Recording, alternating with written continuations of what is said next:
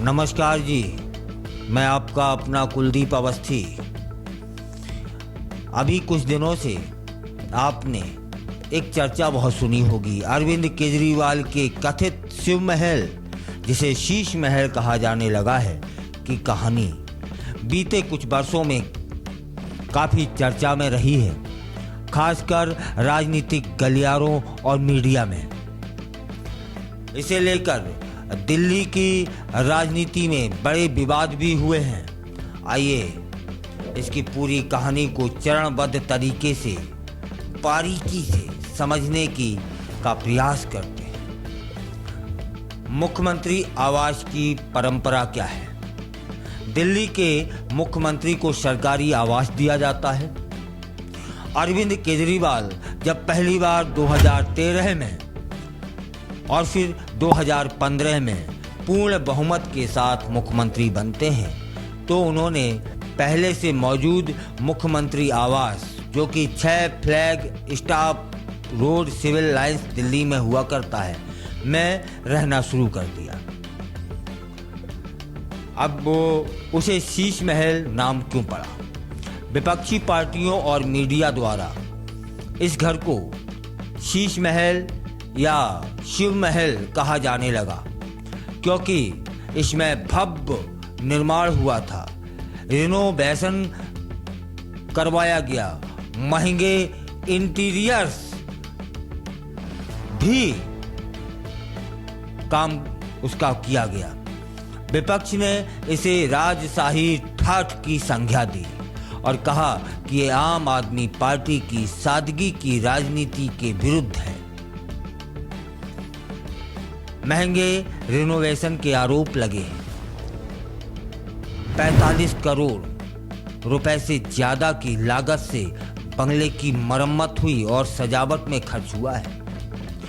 Italy से मंगाई गई मार्बल, टाइल्स, महंगे फर्नीचर और सजावटी सामान वहां उपयोग किया गया है।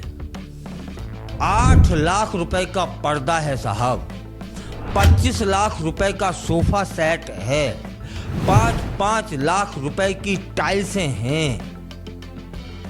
समझिए कैसा होगा। बाथरूम और किचन में भी अत्याधुनिक और महंगे सामान लगाए गए हैं। दिल्ली सरकार ने दावा किया है कि यह सामान रिनोवेशन था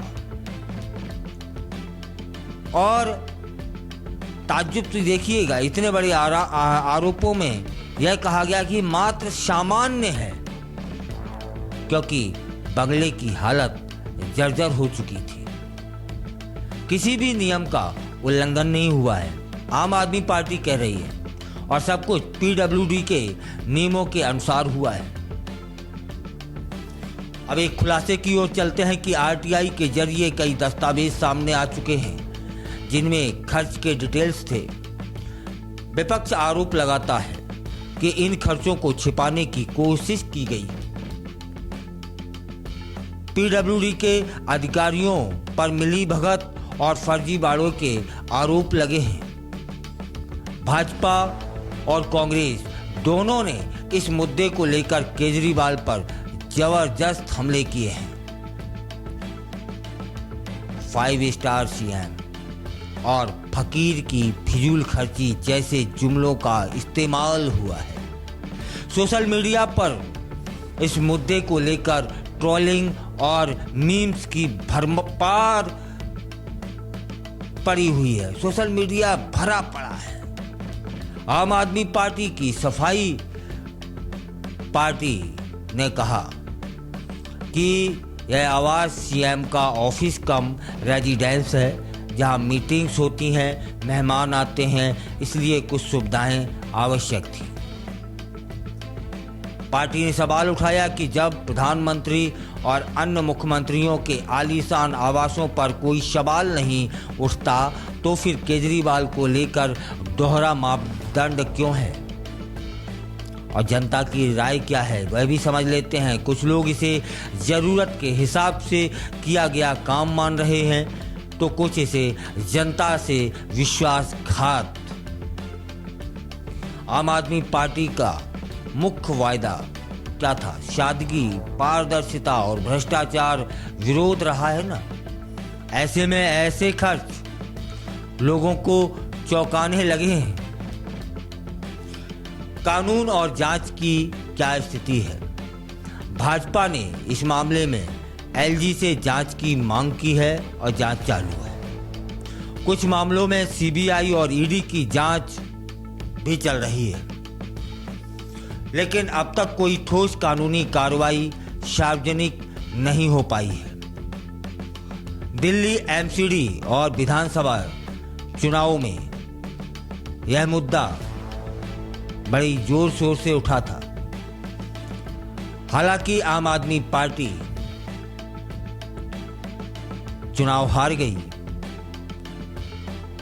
और फिर से जो सीएम बनने का सपना था वह अधूरा रह गया। हो सकता है यह शीश महल ही उन्हें ले डूबा हो।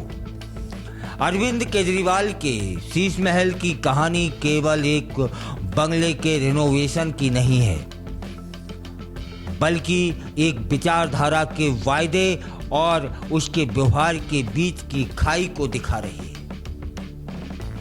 यह विवाद राजनीतिक दृष्टि से जितना बड़ा है उतना ही नैतिक बहस का भी हिस्सा है कि क्या एक आम आदमी के मुख्यमंत्री को भी खास आदमी की तरह रहना चाहिए।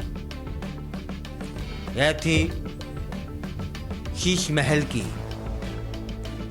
कहानी, जिसमें करोड़ों रुपए खर्च किए गए रहने के लिए, ऐशो आराम के लिए, जबकि अरविंद केजरीवाल को तो लोग एक मफलर में और हाफ शर्ट, वह भी लंबी लंबी, मन सादगी से भरा हुआ व्यक्तित्व लोग देखते रहे थे। अब सादगी में ऐसे जिया जाता है, यह तो आम जनता की सोच से परे है।